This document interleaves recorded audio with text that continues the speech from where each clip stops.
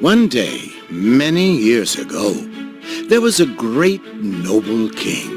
While he had all that a king could ever want, food, soft clothing, a beautiful palace, he didn't forget about the struggles and toils of his subjects. He made sure the peasants were paid well for their supplies and services. He judged their needs with fairness and justice, and kept taxes very low. He was not like many other kings, for many were harsh and demanding. But this good king loved his people. That was the difference. He knew how hard they worked and knew how they struggled to keep enough wood for their fires, clothes on their backs, shoes on their feet, and food on their tables. But he had never experienced any of those struggles himself. Of course not, for he was the king.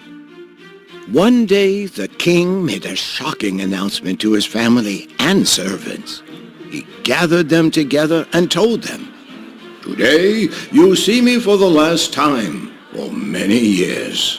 Oh my, his family and servants gasped in alarm. They asked him, "What do you mean, good king? Why do you say such things?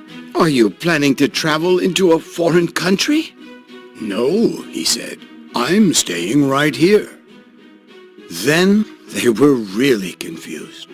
How could he leave but not leave at the same time? "I'm going out amongst my subjects to become one of them. I'm going to become a peasant." The others gasped in disbelief. A peasant? "I'm going to chop wood with the woodcutter, plow the ground with the farmer, and prune the vines with those who prune vines. I'm going to be a peasant." Still, that did not make sense to the palace people.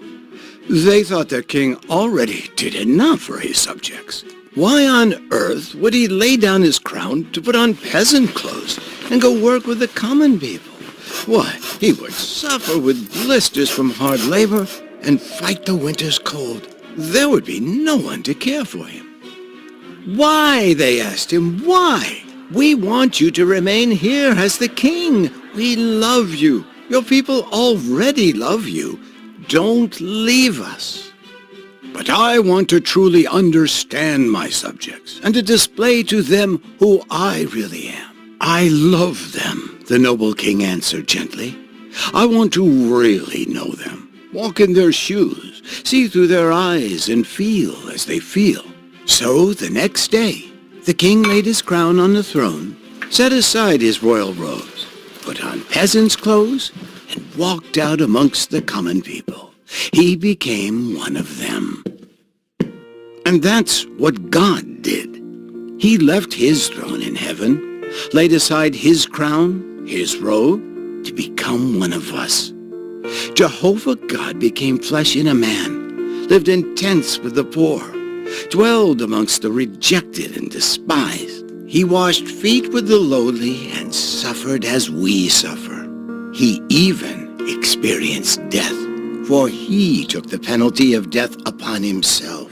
Yes, Jehovah God truly became one of us, so that he could walk where we have walked, see what we have seen, and feel what we have felt.